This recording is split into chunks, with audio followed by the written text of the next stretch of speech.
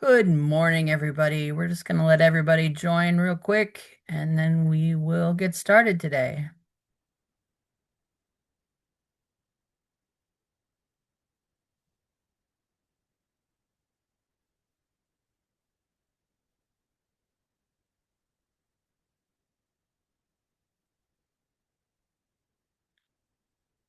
Still have people joining.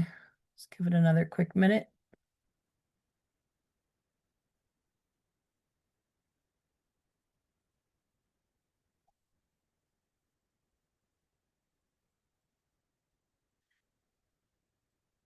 As I said, good morning. My name is Kimberly Meck, and I am the Executive Director of Disability Empowerment Center and co-creator of the King County Disability Consortium.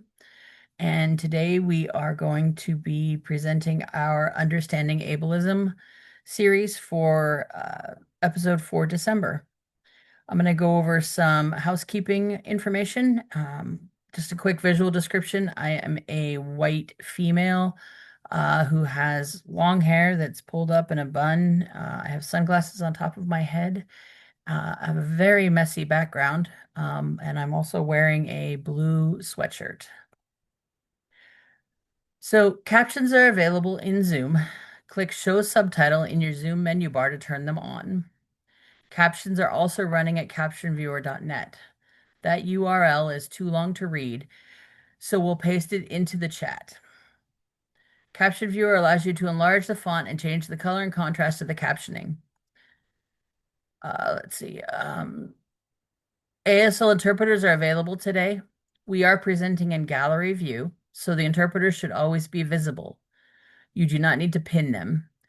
Please know that we have two interpreters, so if you pin the current interpreter, it could prevent you from seeing the active interpreter after an interpreter change. You do not need to be on Zoom to access this event. We will read all questions out loud and voice any images on the screen, so the content will be available to individuals calling in on the phone or who cannot see visual content. This event is being recorded. We will answer questions periodically throughout the discussion. Please use the Q&A tab for any questions you have for the panelists, and please use the chat tab for general conversations and comments. And please note that we will use both person with a disability and disabled person interchangeably, recognizing different people's preference for person first or identity first language. And now I'm going to turn it over to Sarah Marshall.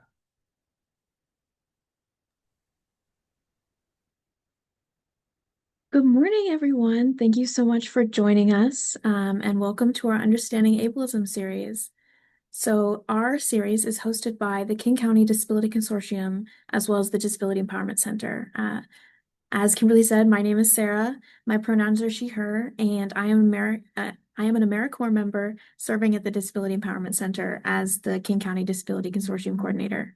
I am a young female white woman with short brown hair. I'm wearing a very bright cobalt blue turtleneck with a blue necklace.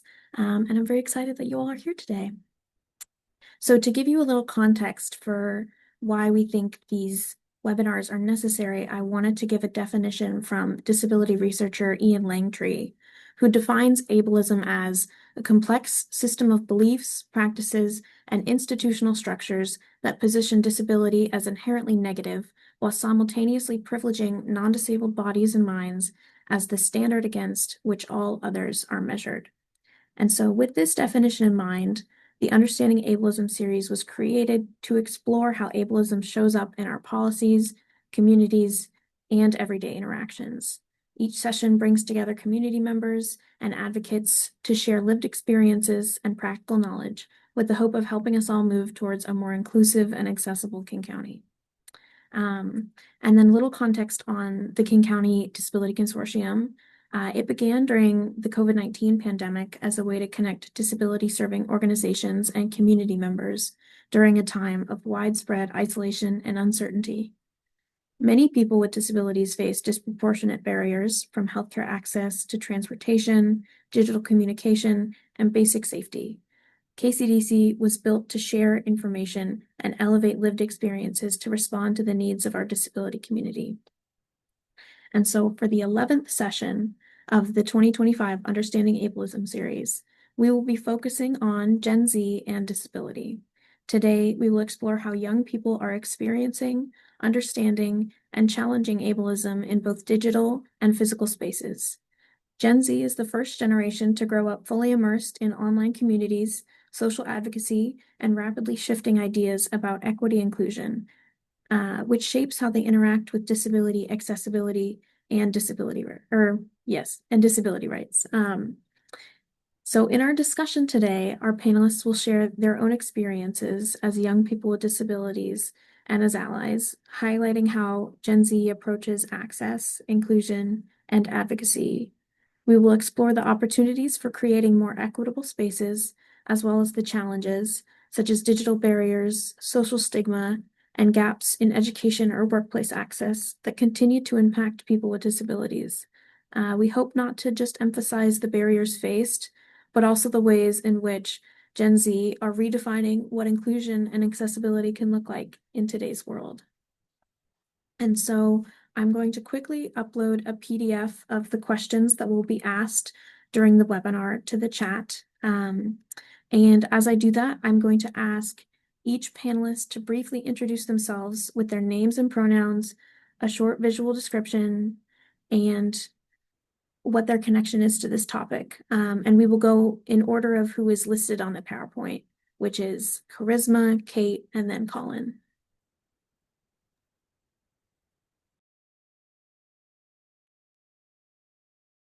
Hello, my name is Charisma Mangahas. I am, my pronouns are she, her.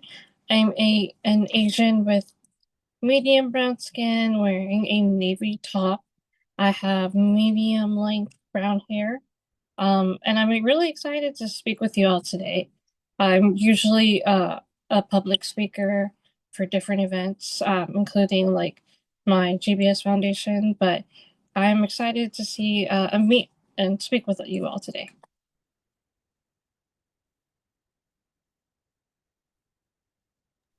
Hi, I'm Kate Moe. I use she, her pronouns. I am a young white woman with medium length curly brown hair, and I'm wearing a white sweater. I am very excited to be talking with everyone today. I have had a lot of experience in my life as a disabled woman, and I've talked a lot about the disability theory side of things throughout my undergraduate career, and this topic has always come up. I've taught topics on rhetoric and disability before. So yeah, I'm very excited to be talking with everyone today. Hello, everyone. My name is Colin Wilfrid. My pronouns are he, they. I am a white man with dark brown hair and a purple shirt with a lot with Bluey and her family on it. Uh, if you have seen previous Understanding Ableism webinars, then I probably did not need an introduction because I am the former AmeriCorps KCDC coordinator at Disability Empowerment Center. When my AmeriCorps contract expired in late August, I have decided to move on from AmeriCorps, and now I am searching for an even bigger disability rights advocacy job. In the meantime, I'm glad the Disability Empowerment Center found Sarah to take over as the host of Understanding Ableism. She's doing a wonderful job of filling the quite large shoes that I left behind so far. Outside of my disability rights advocacy practices, I serve as the board vice chair for Rainbow State Performing Arts, a Seattle-based nonprofit consisting of 8 different LGBTQIA+ affirming music ensembles. I also play tuba for 3 of Rainbow State's ensembles: Rainbow State Concert Band, Rainbow State Marching Band, and Rain City Riot.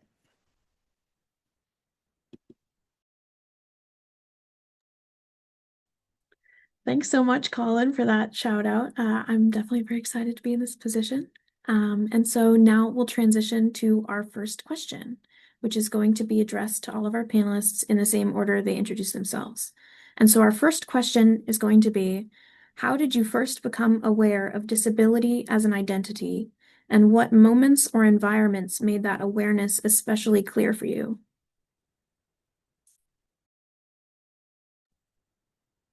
I first became aware of disability of my identity maybe a year or 2 years after I became disabled. I did get sick back in 2018 and was hospitalized with Guillain-Barré syndrome, or GBS for short.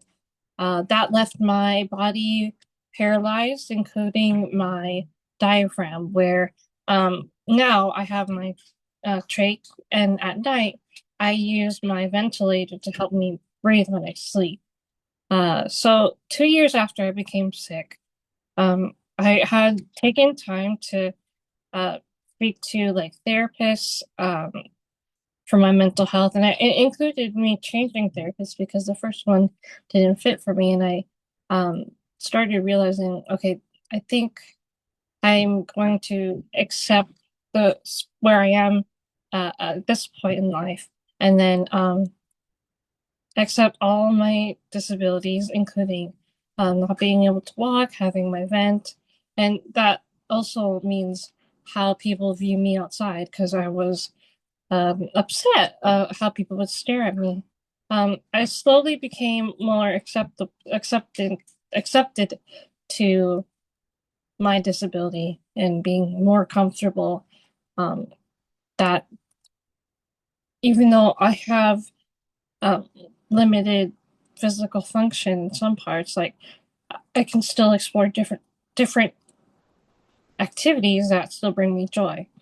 Um, and one of them includes Disneyland. So that's one of the environments where I feel like I was made more aware of my disability, what rides I can ride, how long I'm able to stay at the parks, what accessibility services I need.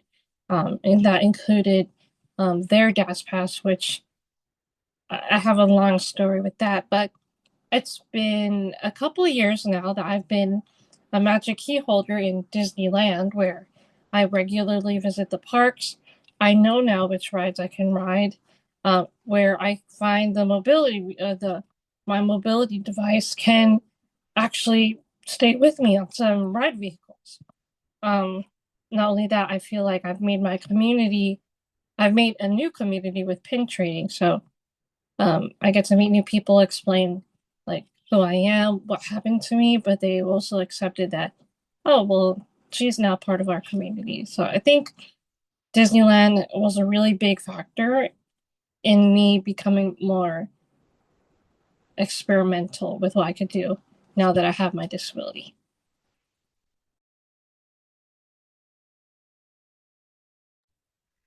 Yeah, so it's not really shown on Zoom, obviously. I have achondroplasia dwarfism, and that is something I was born with. I am 4 feet tall, and that's kind of been kind of the lay of the land my entire life. I've been very aware of that, and I think and I was born into an average height family, so my brother and sister are both average height. My parents are, so and I'm a middle child to say the least. So it's definitely, I was aware of it pretty quickly.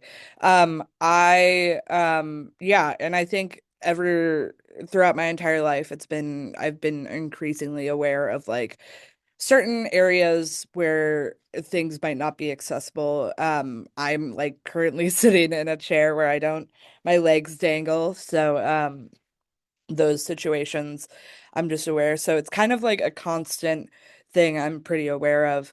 Um, Throughout college, I was very involved in our school's outdoor program. Through that experience, I became very aware of how certain sports and certain outdoor activities would not be necessarily accessible to me. I became very into rock climbing, and that was something that was very difficult to manage, to try and figure out how to get the best like equipment for me and everything. But yeah, I understand that's coming from a very privileged lens of being able to have that equipment and be able to do everything. But I notice it day to day in my office life, even like we had a holiday party yesterday and like realizing like how I had to reach for things in such a different way than others. I still have moments now where it kind of like dawns on me after 23 years. So yeah, it's definitely something I never stop being aware of. It's just kind of days where I forget that this isn't everyone's normal. This is Colin. The first time I ever learned that I have autism was kind of uncomfortable, and if you ask my parents, they would have probably rather learned that I have autism in a different way. From the beginning of my first grade year in 2008 to the end of my eighth grade year in 2016, my family lived on Mercer Island. I already had the idea that something was different about me since I would oftentimes be pulled out of my homeroom class to work with a special ed teacher. All of a sudden, when one of my classmates played with me at recess, she mentioned that I had autism, right when my parents weren't quite ready to tell me. My first grade teacher probably told the parents of all the kids in her class to tell their respective kids that her class has two kids with autism, me and my childhood best friend Cora, who I had as one of my guests back on the July Understanding Ableism webinar about education, so that she could be transparent with both her class and their parents. This was the beginning of this was the beginning of me being labeled as the autistic kid, as most people, not only in my class but the entire school, would make fun of me and exclude me from their friend groups simply because I have an intellectual disability and for no other reason. In seeing their son get bullied and excluded at this young of an age, my parents came clean about me having autism and took some actions to teach my classmates about what to expect from having me in their class without me present. When I moved on to middle school, I did not know two-thirds of my classmates, since all three elementary schools on Mercer Island at the time fed into one big middle school. Whenever I had a meltdown, my classmates would laugh at me because they were not used to having a neurodivergent person in their class. This was the first time I realized that I was on my own in terms of advocating for my needs, so I decided to create a PowerPoint that I would present to all my classes from that point to my last year of high school, where I talked about my interests, explained my disability, and gave them tips on how they can help and be friends. I did this to show that while it is true I have autism, I am a human being and I deserve to be treated equally with my fellow students. When I was in high school, I finally realized that I was part of a marginalized group as I discovered disability rights advocacy as a career option. The more I practiced disability rights advocacy, the more likely it was for my peers in my smaller groups to accept me for who I am as a person and include me. For instance, I went to the University of Oregon and played sousaphone in their marching band. In my first in-person season with the Oregon band sousaphones, I could tell that I was the first neurodivergent person my fellow sousaphone players ever worked with. In my senior year, my fellow veterans knew how to include me, and the younger members did a great job in picking that up. I was the only senior in the Oregon band sousaphone section in the 2023-2024 season, and there were a lot of freshmen and sophomores in that year. Since most of the now juniors and seniors in the 2025 Oregon sousaphone section saw me less for my disability and more as someone they look up to, they were eager to have dinner with me when the Oregon band traveled to Seattle on Thanksgiving weekend for the Ducks away game against the Washington Huskies.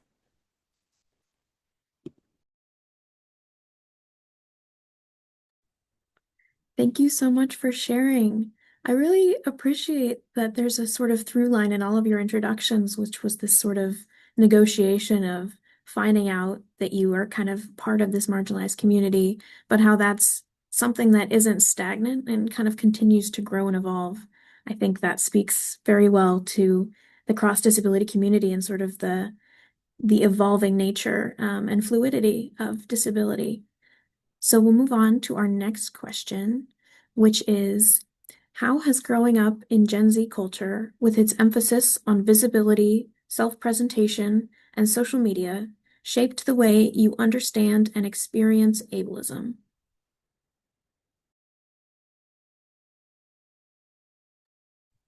I'm so sorry for the last question. I didn't turn on my video, so I apologize for that. How has growing up with Gen Z culture been now with my disability? I think I had a hard time seeing a lot of my college friends go on to like law school or get married, and I still struggle with this on Instagram. So there was a time when social media was something that I really despised. I deleted it off of my phone, tried to do like I enjoyed TikTok a lot more because I didn't necessarily have to post. I could just like watch videos. Um, but after I became like back in 2022, when the 2 years after I became disabled, and I got more comfortable not only with my body but showcasing like my face and my body and my smile. With half of my face is paralyzed still, so my left eye doesn't really blink. My smile's still a little weak on my left side as well. Um, but I show that. I didn't necessarily only show that on social media. I also showed that on my other public speaking events where I spoke. I have a TED Talk, and in the TED Talk, I have my ventilator on to help me speak. Um, it was a need that I didn't want to speak with issues breathing, so I decided to wear my vent, and even going against my parents who didn't want me to bring my ventilator outside because, like germs and illness, I still did it. And I was proud. But I went, I had an issue back when Disneyland changed their disability access services or DAS policies, where they no longer accepted a lot of people who have uh, a different type of physical disability that affects how they wait in line, which includes anxiety or having feeling claustrophobic. So I posted on social media on TikTok, and that went viral. So now that I casted a wider net, I had more visibility for people to chime in and talk about how I look like. And there were a couple of mean comments where they talked about my face or they talked about the situation, saying, you can't even ride rides. Someone thought that if I rode Small World, the boat would turn over and then I'd fall into the water. It was kind of blasted to extremes, the way people commented not only on my body, but also the situation that I was fighting for and advocating for, including myself. Um, so I had to make sure I took time to pause from social media when that blew up. Um, Social media is a very dangerous place. I'm pretty sure most of you've had your experiences, um, and even where you don't feel comfortable and safe, and that's okay. Which is why one of the lessons that I learned, and I still advocate for, and I still speak about this when I speak publicly, is that there's power in choice, and you have to make sure that you feel comfortable with your boundaries. And that includes going for and trying something new or finding out that the situation isn't making you feel safe. So you take a step back and come back into the bounds where you know how you are, where you are, and what you need in that instance.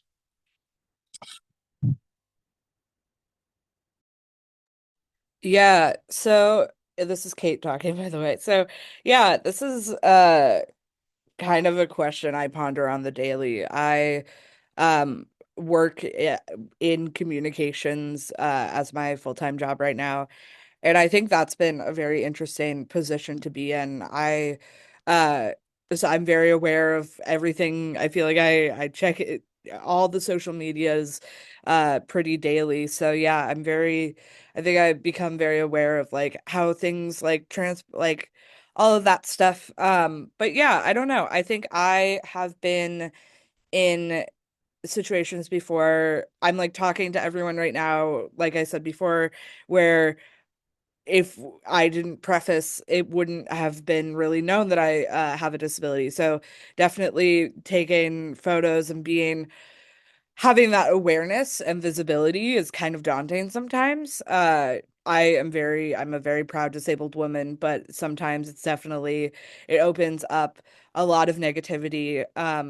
Yeah, there's been I've watched so many movies, been very aware, and just the history of little people in America, and like all of the history having to do with like ugly laws, which I can get into later. Um, that has been very present in my life, and I think uh sorry, yeah, I think it's definitely been very difficult to manage at times, to try and kind of hide away when your social media life is presenting your disabled self. Um, yeah, I think my understanding of like ableism has definitely shifted. I think I have gone from definitely someone who has been shrugging things off to looking. I think the comment section is never a great thing in like a viral video, because it can just offer up so many negativity things.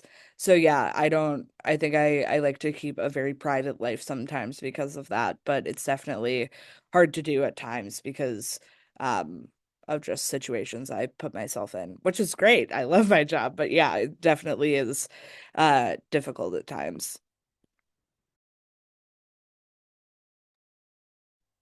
This is Colin. For me, growing up in the age of social media really helped me stand out as a disability rights advocate.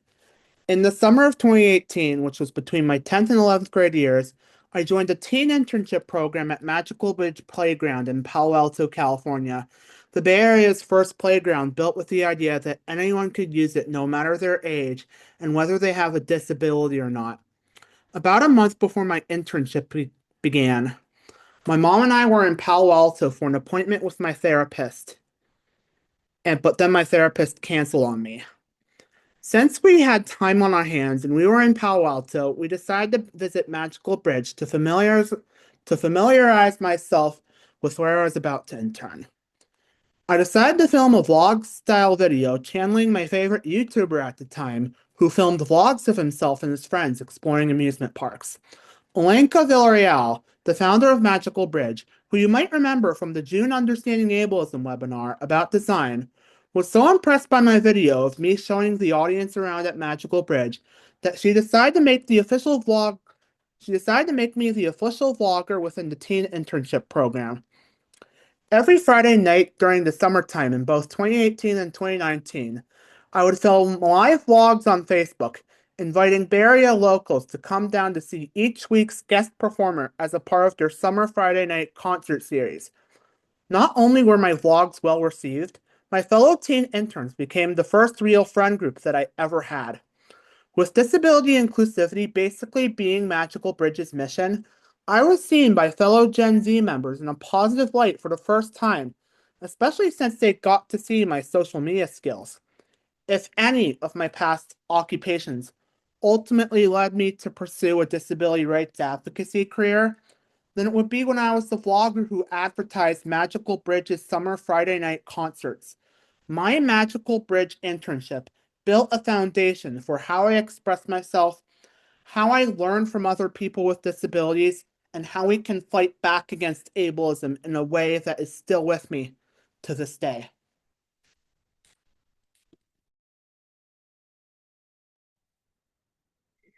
Thank you all for sharing.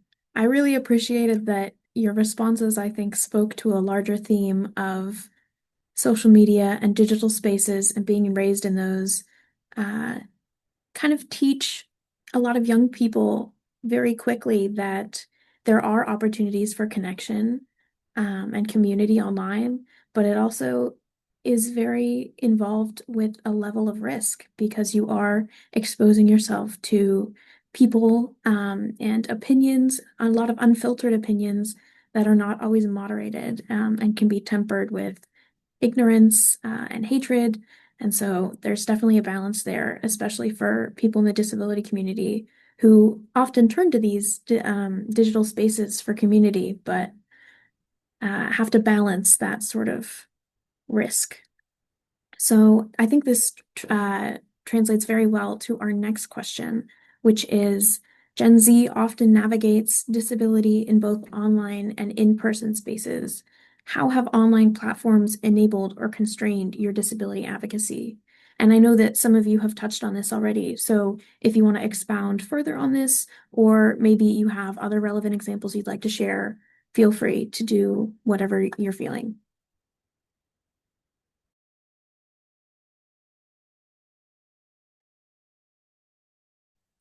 This is Charisma. How I navigate disability in person includes me joining communities that I feel I'm accepted into. So I did mention pin trading earlier, but another in-person space is my GBS Guillain-Barré syndrome support group of young adults. I've met people my age. I've even met a close friend that I now connected with just a couple months ago this year. They understand my disability because they also have the same. So we share our experiences together. We connect through that. But also, I've met other people who've had a different GBS experience, and I learned from them as well. When it comes to online spaces, social media platforms especially, I'll start off with Facebook. I use Facebook to advocate or to meet other people through online support groups. I have my tracheostomy support group. Sometimes we share if one of us needs a certain medical supply that they're unable to get, either with insurance issues, which I'm sure many of you know, or I have my Guillain-Barré syndrome support group where I meet people of all ages, and there's no discrimination of which experience is worse than the other. It's often we all just share experience and have empathy and understanding and acceptance where maybe in different online spaces we don't it doesn't translate the same. But another big platform is Instagram and TikTok. Those two are what I mainly use to advocate for myself. So on TikTok, that's where I went viral, posted my video, and I feel like that has grown my voice for other people to reach my Instagram because I have them connected on my profile. But Instagram is mainly where I post my activities of my daily life, and that includes going to the mall with my dad, and finding out which elevators are there, which ramps are there. If it's a bad ramp, I'm pretty sure some of you have noticed that some ramps include going through the trash. That's what happened at my school. But I also talk about theme parks, and I share, oh, this accessibility bathroom now has been upgraded to include a bed that helps house a bed that lifts up so that your care partner doesn't hurt their back, or it's more ergonomic. I also do that with my sister. She recently graduated from USC as an occupational therapist, and sometimes we both post tips and tricks of theme parks, and it's not necessarily just Disney, excuse me, it's also Universal and their disability program. So I love that social media has made me be able to share my experience with my disability. I feel like it has grown, and despite coming into contact with people who message me personally or mean comments, I feel for me in my situation, I like to look at the good and how I've grown my community, which includes people in other states, people in other countries. I have a friend in the UK who has her experience with autism, and we're both having fun, talking about what we like. So I feel like having social media is a harm. It can be harmful, but it is also good.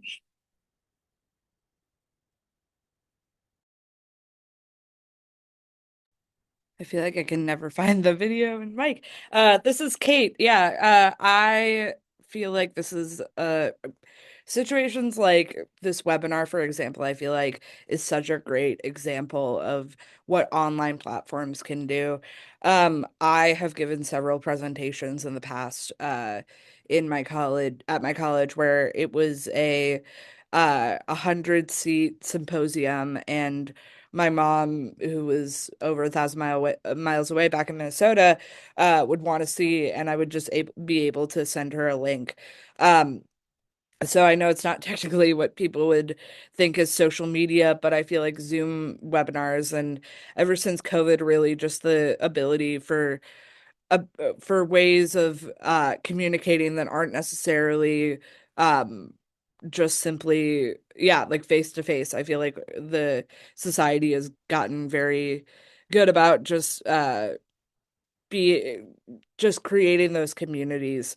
I think I've thought a lot about, when looking at this question before, about how my relationship with my disability has, how I've navigated community through that. And I feel like I identify more as a disabled person than I do a little person or someone with dwarfism.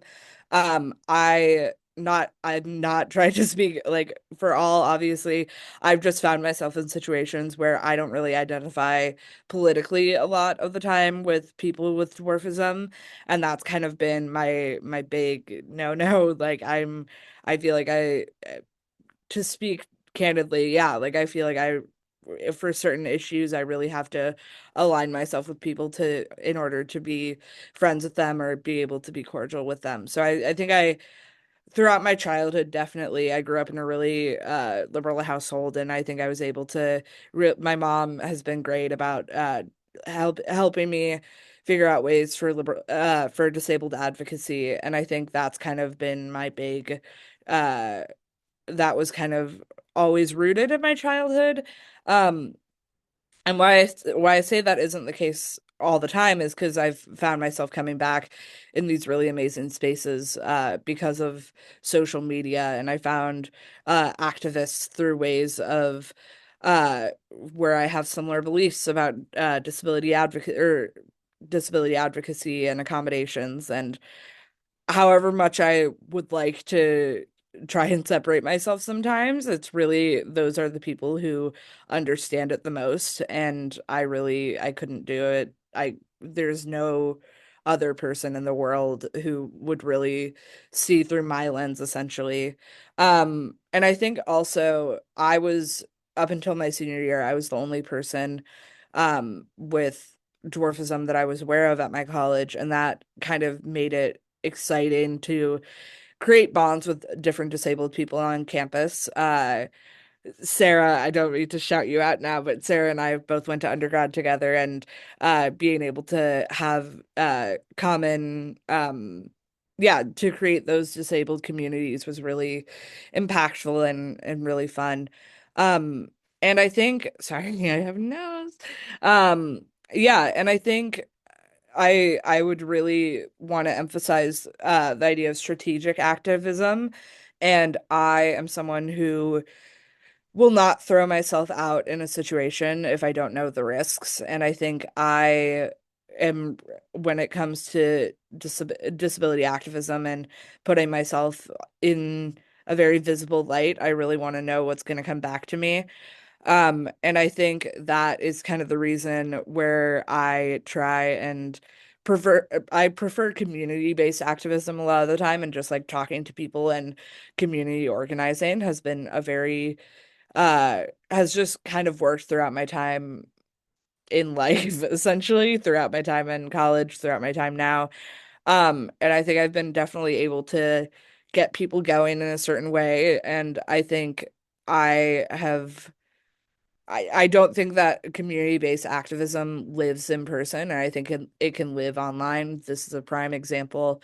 Um, But yeah, I think definitely I have a community focus for sorry, I have a community organizing basis, and that's kind of how I build my morals when it comes to the disabled community.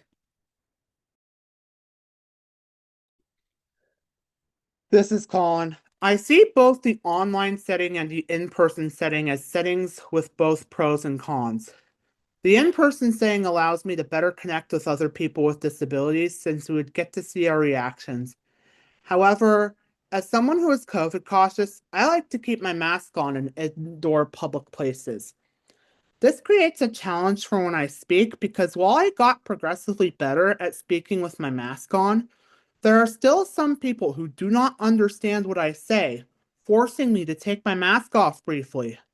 When I connect with the disability community online, on the other hand, I feel more comfortable with the quality of my disability advocacy because I get to do it with my mask off, with as much notes as I want, in the comfort of my apartment.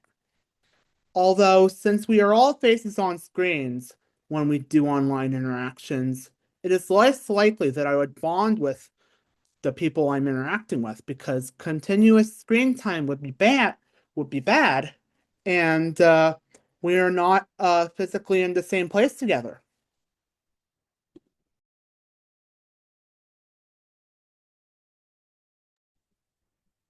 Thank you, panelists, for sharing your perspectives. I think it definitely adds a lot to hear how lived experiences inform preferences. And I liked how you phrased it before, Colin, the pros and cons of each of those, because I think it can be very true when evaluating why people choose to interact both online and in person. And so we're going to transition to our final question, which is what gives you hope about the future of disability activism, especially among Gen Z?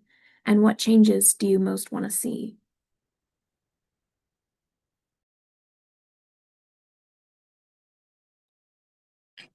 This is Charisma. What I hope for the future of all activism, not even necessarily just me, is I like what the direction where it's going. I like how online platforms I see more people sharing their disability, their experience with disability, what issues they run into in their day-to-day life with accessibility amongst public spaces or with their school or with their workplace. For Gen Z specifically, I really hope that it continues to grow.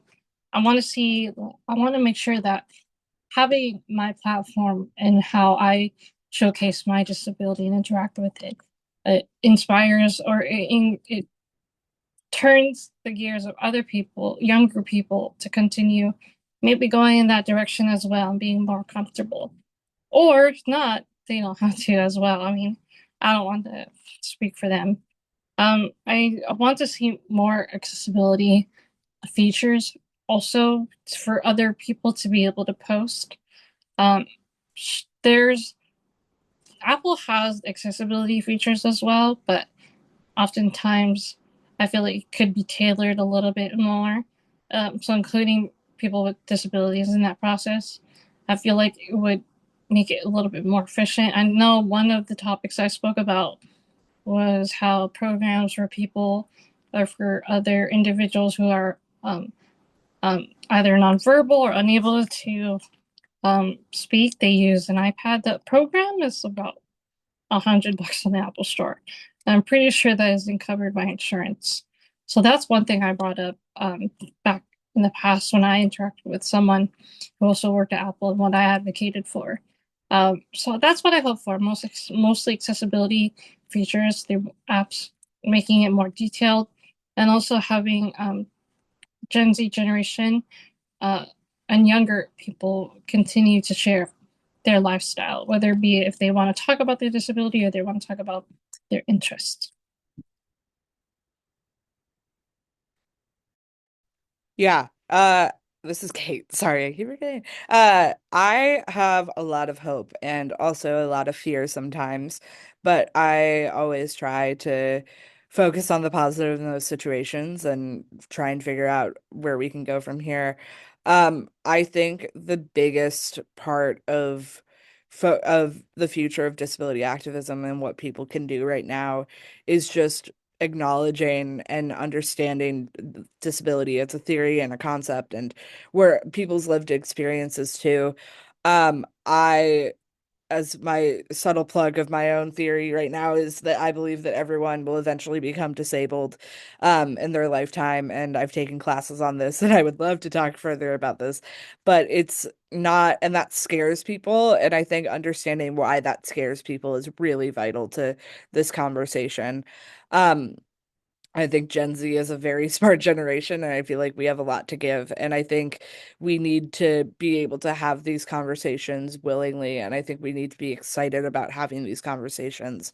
I think I and throughout my life I've questioned my own disability and whether if I feel concerned having it or whatever, and if I don't like having my disability, and that's something I've definitely had to come to terms with. And I think what I understand at the end of the day is I am who I am and I really can't change that. And I think what people can do for me is not feel sorry, but kind of change it to what we can do to figure out more about the situation at hand and try to adapt rather than have pity, I guess. But I think the future of disability activism definitely looks strong.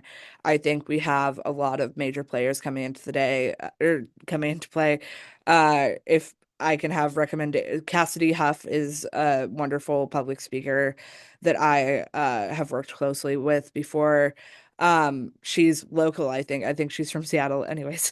But yeah, I think it has to come from, unfortunately, and I really hate to say this because a lot of the time it's people rely on minorities to give advice and to do everything. But I really, at the end of the day, I think that it is up to us sometimes to advocate and make these arguments, and to lend a hand in, I guess. Um, but yeah, I hope I'm hopeful, I guess is how I can phrase it. But I'm not. The things that we talked about today of people using slurs to describe little people using uh negative language, I unfortunately don't. I think that we need to, I would, if that started to go away, I would be more than happy. But I think we need to focus on different ways to create these communities. And I think I think I creating these bonds and communities is the most vital thing. This is Colin. Late 2024 was a rough time to be a disability rights advocate, so much so that I decided to limit social media more than I ever have, just like what Charisma did after she called out Disneyland. I still have Instagram and Facebook accounts, but I no longer have those apps on my phone or iPad because when they were on my devices, they were addicting. I was not new to thinking social media could help me wind down when it actually does me more harm than good to my mental health. But what my feeds looked like after the 2024 election was a different story. This is why I paused Facebook and Instagram altogether after the election and eventually just looked up Instagram posts on the internet so I only saw the posts I wanted. Needless to say, I think the strategies that members of Gen Z have tried to push back against the sudden turn in our political climate are working. And one of the cities where I believe that this is especially the case is in Seattle. A lot of Gen Z Democrats from Seattle got so fed up with older Democrats' tendencies to compromise with corporate entities that the incumbent moderate mayor not only lost but blew his lead to a progressive candidate in the 2025 mayor race. Gen Z Seattleites are turning on well-known corporations that call Seattle home, like Boeing, Amazon, and Starbucks, all because they are helping the current administration carry out their dangerous agenda. On June 14th, when all the major US cities, including Seattle, did No Kings marches, I took the Link Light Rail to a performance with Rain City Riot, and on both ways, the light rail was filled to the brim with people holding signs for the No Kings March. People with disabilities are particularly one of the groups being targeted by this administration, which is why I believe there is a really good chance that the new personnel for the Seattle government could make a large effort to implement what Seattleites with disabilities have preached. This could create a positive ripple effect through Congress and eventually the White House if we continue to work together in the following years. For example, I am wondering if Mayor-elect Wilson is planning to hire people with disabilities.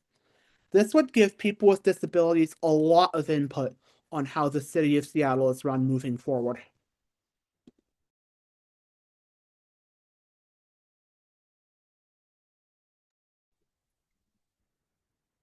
Thank you all so much for sharing your perspectives and lived experiences. I think it really speaks to the difficulty of navigating online spaces, but also, reminding ourselves that there is that undercurrent of hope. And I think, like others have said, it's kind of a testament to the webinar itself. We have people here who are willing to have those conversations. And so right now, we're going to open it up to our audience. And as Kimberly posted in the chat earlier, we have a Q&A tab where you can submit questions through that. So if any of our panelists, if any of our audience members have any questions they'd like to address to our panelists, they can do so there. And it should just be at the bottom of your screen under the Q&A tab. So I'll give our audience members a minute or two if they want to submit some questions. And if not, I have some more questions for our panelists, so sit tight.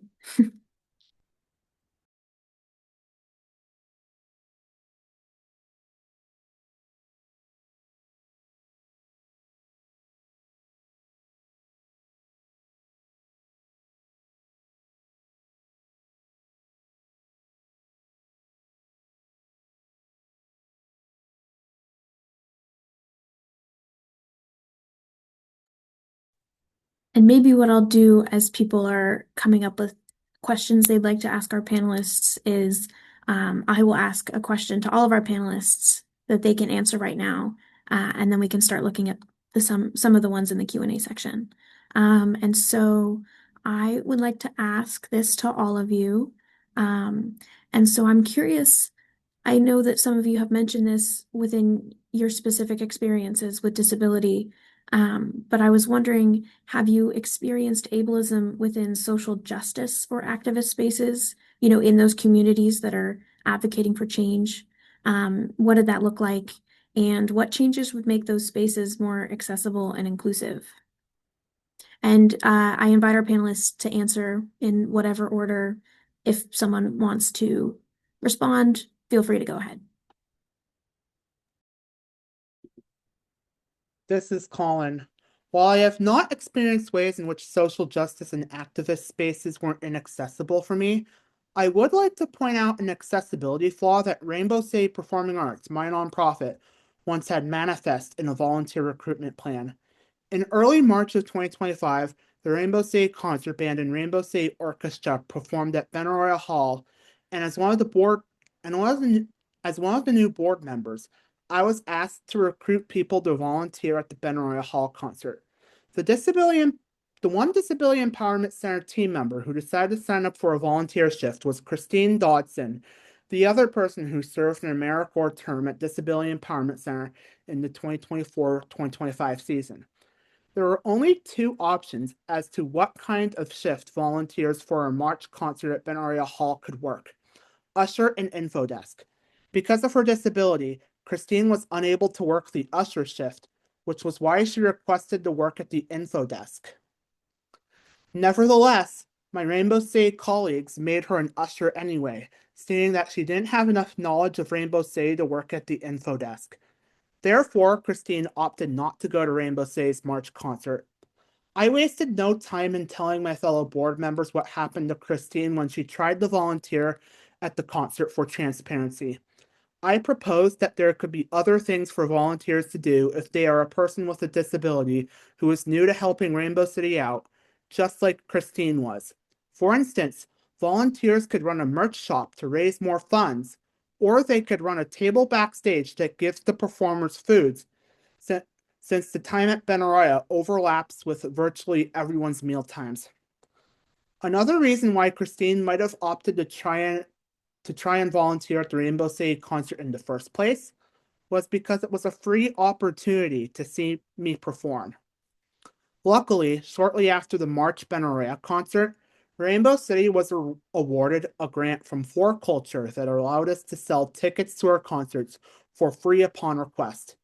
Individuals who are low on money could now request free tickets to concerts hosted by Rainbow City in advance, and other Seattle social justice nonprofits could request free tickets for as many members on their teams who want to go as possible. Free tickets are still limited, and paying is still the only surefire way to get a seat at a Rainbow City concert, but it is a huge leap forward for if I have any low-income friends who want to see me perform, and Disability Empowerment Center members even came to see the first concert where we rolled out our free ticket request system back in June of 2025. By being on the Rainbow City board as a person with autism, I am helping make both seeing and volunteering at Rainbow City concerts more accessible for fellow people with disabilities. And one more thing I'd like to add that is not on my script is that Rainbow City Performing Arts, their concert band and orchestra, on December 19th, they're going to be performing at the Armory, and it's one of the only concerts where you don't even need a ticket because it's at the Armory, a famous food court in Seattle. So come on out at I think it's 7, which is when our concert is. I'm trying to look it up. Hold up. Uh uh oh, 6. The Rainbow City Concert Band's I'm going to be performing with Rainbow City Concert Band at 6 at the Armory on Friday, December 19th.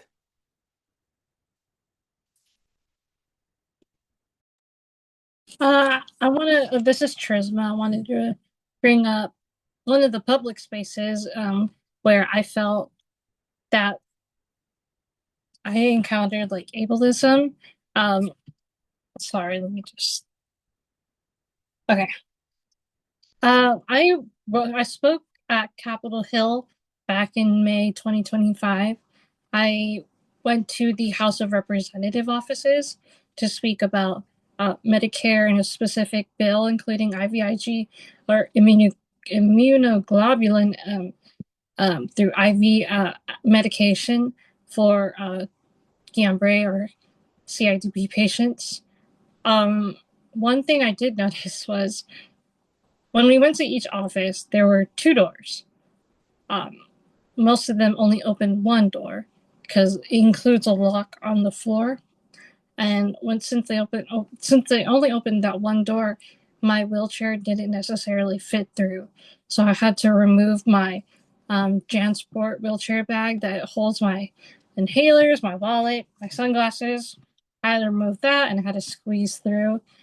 Most of the times, it was the same for the other representative offices where their team members for that representative only opened one door. Also, when I went in, the space was kind of cramped, so I did fit with my wheelchair, but that's because I was very cautious. I didn't want to knock anything over. That was just one of the public spaces where I felt like a burden having them like not be able to open the second door or having to take time to just get through.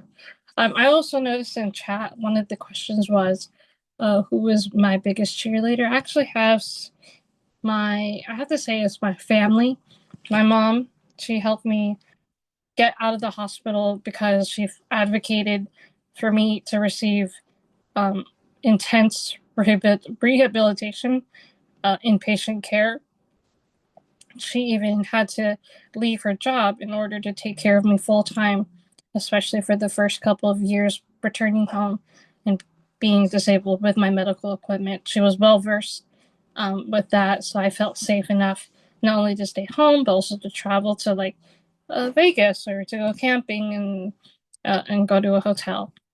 Another person who is my biggest cheerleader is my older sister. Um, I was a middle child too, as one of our panelists has brought up. So I'm like smack in the middle.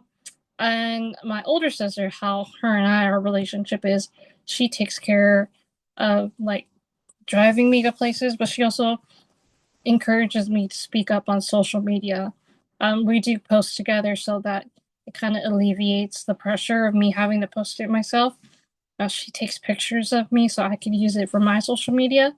Um, and she just encourages me to speak up about not having a proper like ramp or an elevator that's broken and that's the only accessible elevator that's nearby, or a crack in the sidewalk that I use to get to the bus. Another cheerleader of mine is my younger sister, and her and I we've had a close relationship where she's now mostly my primary caregiver, and she helps me dress, she helps me shower. I find comfort knowing that she is so well versed in my care that I feel very safe with her. And because of that, she makes sure that because my parents they get scared sometimes. They want me to be as safe as possible. She encourages me that, oh, I will go with you and I will help you so that you can experience this. My dad also, he's been one of my biggest support system because not only does he drive me, but he also like cooks the food for me. He likes making sure that there's food that I can eat at home, or if not, he makes sure that if I want it's a DoorDash, he opens the door, or he drives out and picks up the food for me. So I love my family. I love what they do. Their lives have changed now that my life has changed, but us learning all together has made our family grow a lot stronger. And I know I'm very privileged and blessed to have that type of support system. So yes.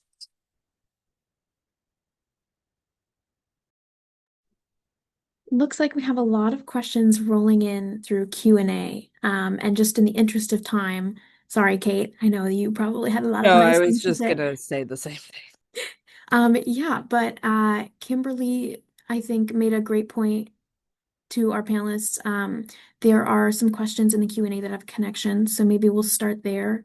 And so one of those is, what can allies do? And do you prefer that other people acknowledge your disability?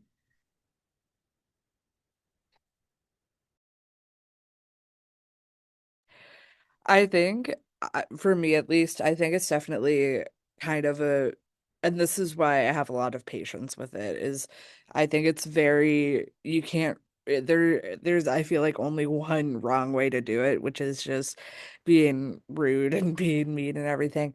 I think I think every disabled person's experience is so different with how they want to be perceived and how they want to be talked to. Uh, we talked about at the start of this about people's preferred language of talking about the disabled community. And I think for me at least, I don't really acknowledge it a lot of the time. I feel like this is kind of the way to do it is when I get involved with disabled spaces, but I think I am someone who doesn't really talk about it, but I'm very like open to talking about it. I think it's something that I get very excited about. And it's kind of my one of my fun topics of conversation. Just kind of in my personal life with being interested in theory and everything. And I think when it comes to people acknowledging the disability, like I have my own preferences of like how people talk to me because I'm 4 feet tall. Like I have some friends who want people to get down to their level. I prefer not, honestly. But like yeah, I don't think either, like I think it all just comes down to personal preference at the end of the day, because I'm not going to tell another disabled person that their preference is wrong necessarily, but it just, yeah, it comes down to that.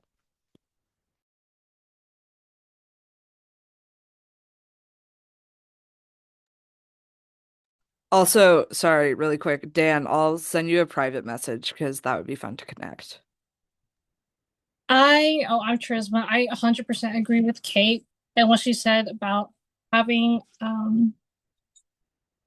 understanding of preference, and that includes language and how people prefer an individual with a disability or a disabled person, or how they want to be either quote unquote labeled or not labeled. That takes a lot of communication. That's one thing that I hope for with other allies, is that they have patience with our communication styles, and to make sure that we all communicate what works between each other and what works for, like, me. I talk about things that I prefer not to happen, but that's just it's 100%. She's 100% right with preference. So yeah. Also, I played trombone too, so I just wanted to. It was really cool hearing him talk about um, band. I think that's really awesome, and I really hope that your performance goes well. This is Colin. As I have mentioned before in my previous answers, I do prefer it when people acknowledge that I have autism, and I am in total support of other people, like of all generations, not just Generation Z, but late generations later, like Generation Alpha, and also earlier generations like Generation X. Like I know in the Q&A, my dad said, what are the most effective ways that older temporary non-disabled allies can help Gen Z? Like like just carry out our message, the messages that we preach. Yeah, and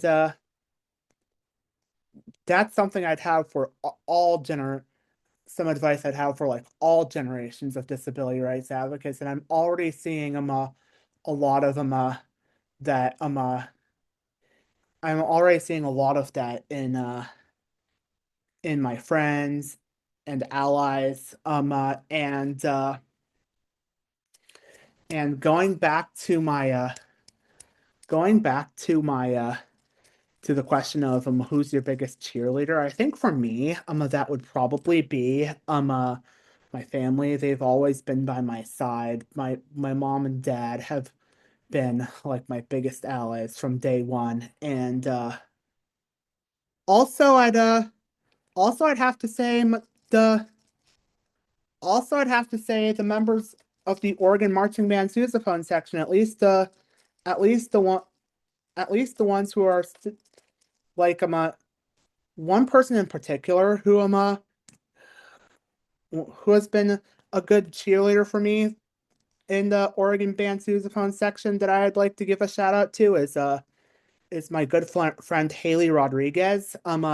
She was one of the two tuba players that was sent to Seattle back in March when the Oregon men's basketball team was chosen to play in Seattle for March Madness, and I told her that I had a job, and she was like, that's a good job you have, being AmeriCorps KCDC coordinator, of course.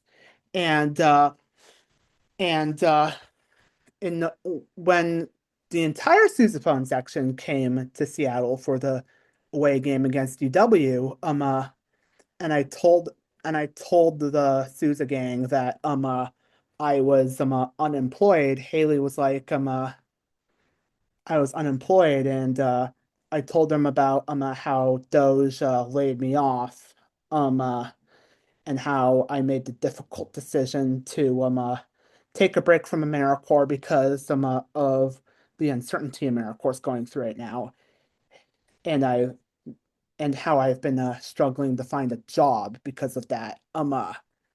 Uh, Haley was Haley was like, Colin, you have an impressive resume.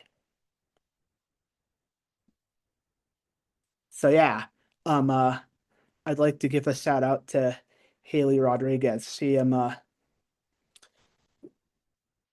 like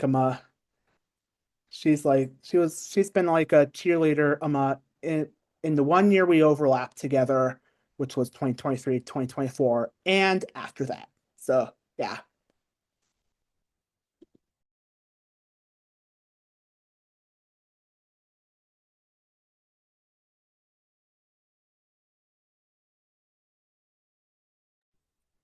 Okay, so moving on to our next question. I think the ones that are still open have been addressed in certain ways. Maybe we can touch base on them if we have a little extra time. So I'm going to ask this question, which I don't think we've talked about yet, which is from one of our audience members who says, "It seems discrimination and bullying come easy to people who have never experienced disability in themselves or those close to them, as they both lack a proper understanding of disability as well as cling to misinformation surrounding it. How do you think the general populace could realistically become better informed and hold more empathy, especially in the face of a government that is having such an active hand in disrupting these ideals?"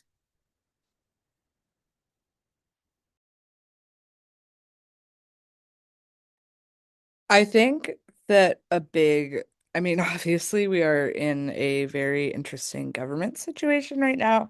And I think back to, um, I don't know if it was the shutdown, but it happened, I think, back in the spring. It had to do with air traffic controllers. And Trump came and he was at a press conference and he said that the reason that there was a plane crash was because of all the disabled air traffic controllers. And I remember, Sarah, I don't know if you remember, but we were in our rhetoric and disability class at the time, and that was a very just I don't want to say eye-opening because it's something I feel like I already knew about him, but it was definitely just a very, I think, frightening, I would say is the best term, because it just highlighted that our president is just speaking so poorly and just telling all disabled people just horrible things. And I feel like as I'm sorry, I think being better informed, I think that has to come from doing your own advocacy, doing your own education. And I think that I'm been very fortunate with the professors I had in undergrad and being able to talk about disability theory. And I think we, as the world keeps changing and the globe keeps spinning, I feel like we have to just really hunker down and keep our disabled communities tight. And yeah, like just I think simply just figuring out and talking about this really harmful rhetoric that's being spread right now. And I think at the end of the day, that will be what your disabled friends need the most, is just someone to talk it out with. This is something that I struggle with now. I feel very taken back about how polarized our society is now with our current administration. There are people who just, I don't want to say cannot be helped, but like just it's really hard to get through them. So I've learned that sometimes it's hard to fight against those people, and it's something that I don't want to fight against. I feel very lost when it comes to even when it comes to family members who like Trump or who are dismissive of the things that Trump says and does that hurts my community. I don't feel very confrontational with with how people that I know who admire and follow along with the current administration. I just don't know how to attack that. So this is something that I'm still learning. I don't know if communication is one thing that helps, but I think transparency about my life and um what what's happening currently in this day and age politically and also among society and how it affects me, and sharing that on social media is the best that I can do. I don't see I don't see myself um, having an answer right now that can I'm 100% confident in to fight against ableism in pop culture, social media, and like the news. So that's what I have to say. I'm hopeful though that since there are other people who are very passionate and very strong with their education to do those things, I follow along through with their stories and with them. I support them as much as I can. This is Colin.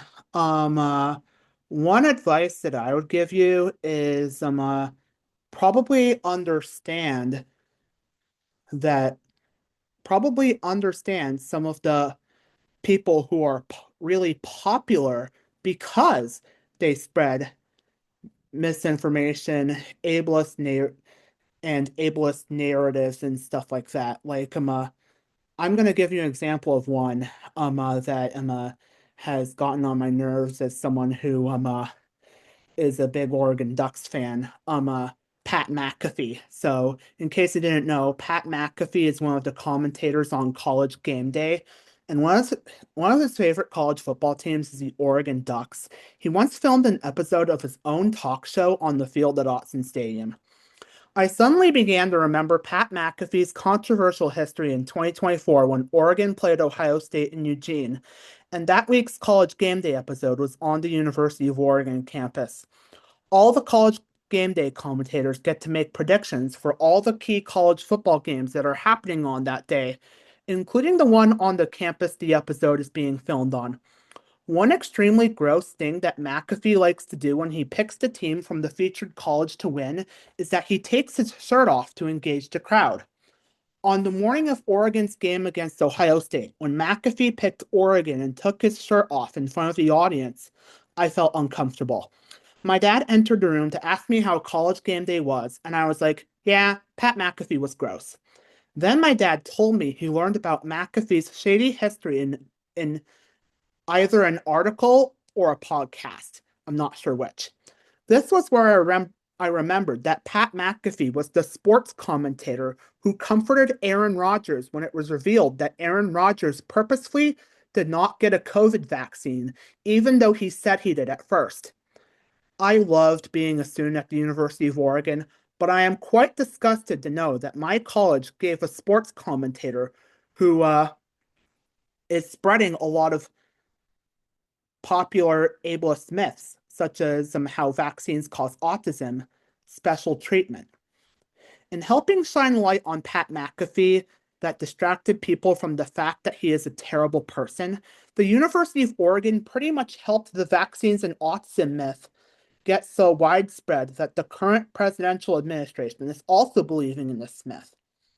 While the Oregon Marching Band sousaphone section eventually accepted me for who I was, as I've often said, Pat McAfee's influence on the University of Oregon could mean that not just Oregon Ducks fans, but college football fans overall began believing in those crazy ableist myths, because that is what Pat McAfee believes.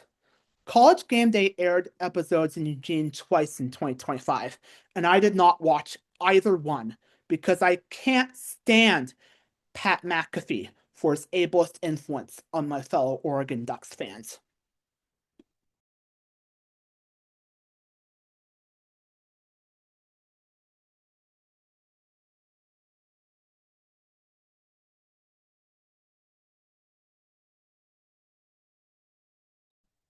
This is Sarah. Thank you all for your responses.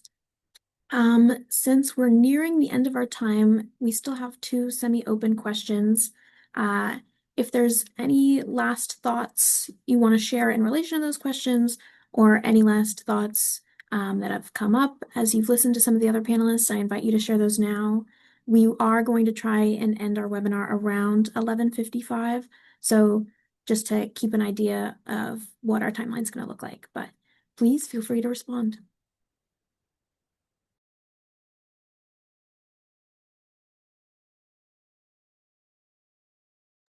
I think I've been answering some of the questions and typing them out, but I think both of these questions really surround just allyship and how to be an effective ally. And I think I think it's very good that everyone's thinking about that. And I think, and I talked about it before, but I think a lot of the disabled, I call it disabled fatigue sometimes, of trying to constantly advocate for yourself and do all of these things.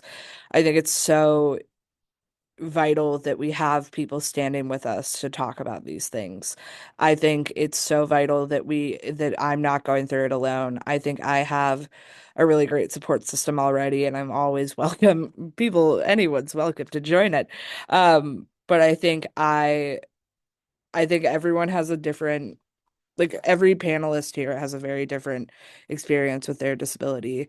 And I think listening to them and talking to them and hearing what they have to say, and this goes for every single disabled person out there, and trying to, like, I saw a question earlier about feeling bad about using the word sorry. And I think it's so rooted in our culture to be sorry for a disabled person. And I think that's okay. Like, I think educating yourself and going beyond that is what's important. I, being someone who's very short, I get a lot of kids staring at me throughout my life. And I used to be really like annoyed about it. And like kids would say really hurtful things and everything. Even now, like even if I go to the store, and I think the thing that I notice the most is what the parents respond with. Um, and that has to do with if a parent is shielding their child and embarrassed about it and looking and feeling really nervous and on edge, and they don't do anything and they just try and keep their kid away from it rather than addressing the issue head on and talking to them and saying, hey, she is. And I don't know if they'll have the knowledge off the top of their head, but like talking about how everyone's born different, everyone has different experiences. I look different. I wrote my college essay about how I would used to babysit a kid across the street, and his how he got involved, and he was 5, so he didn't get that involved in the activism space, but how he got interested and talked to me and asked a lot of questions about my disability.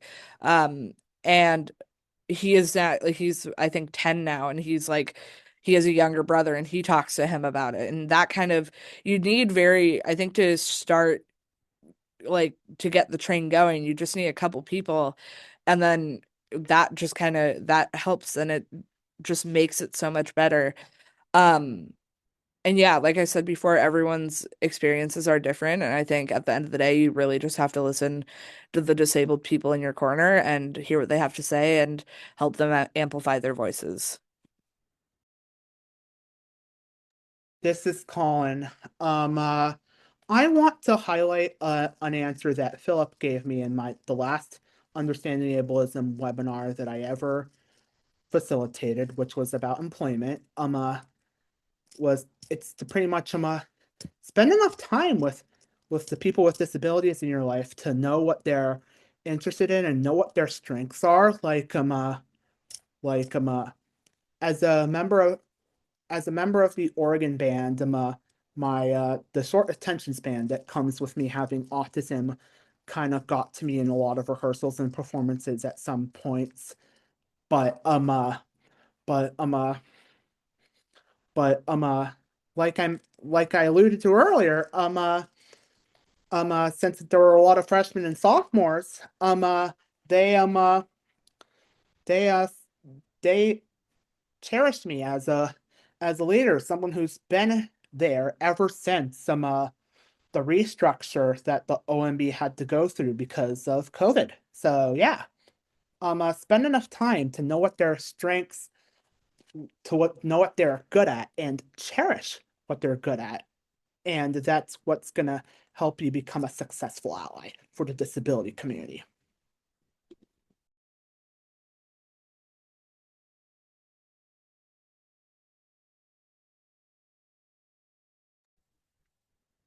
Okay, with that, I think we'll move into our wrap-up portion. And so thank you so much to our panelists for sharing your time, your experiences, and your insights. And thank you to everyone who joined us for this Understanding Ableism webinar on Gen Z and disability. Before we wrap up, we would really appreciate your feedback. Your input helps us measure impact and improve our future webinars. So if you're able, please complete a very short post-webinar survey using either the QR code on the screen or the link that was posted in the chat. It should take you less than 5 minutes, and we would really appreciate it.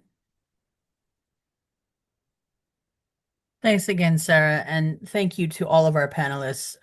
Today was an absolutely amazing group of people to share their story. And I think the one bit of advice that I will give anybody who is an ally for people with disabilities is invite them into spaces. A lot of times we don't get an invite, or only one person is tokenized and invited to the spaces to have these conversations. So invite everybody, disabled or not. Bring people together to have these conversations. And I think that's one of the most important pieces that I can leave you with. Our panelists said so many other things that were so much more important, but I just wanted to share that little bit for you. A quick reminder that today's session was recorded and will be uploaded to the Disability Empowerment Center's YouTube channel. And so if you'd like to revisit the conversation or share it with others, you'll be able to access it there. Post the link in chat. And we also hope that you'll join us next month for our first Understanding Ableism webinar of 2026. It will be on January 20th, and we will be discussing traveling with disabilities and examining how travelers with disabilities navigate public and private transportation while highlighting obstacles and solutions for making travel safe, independent, and enjoyable. Thank you all for being part of the conversation, and have a wonderful rest of your day.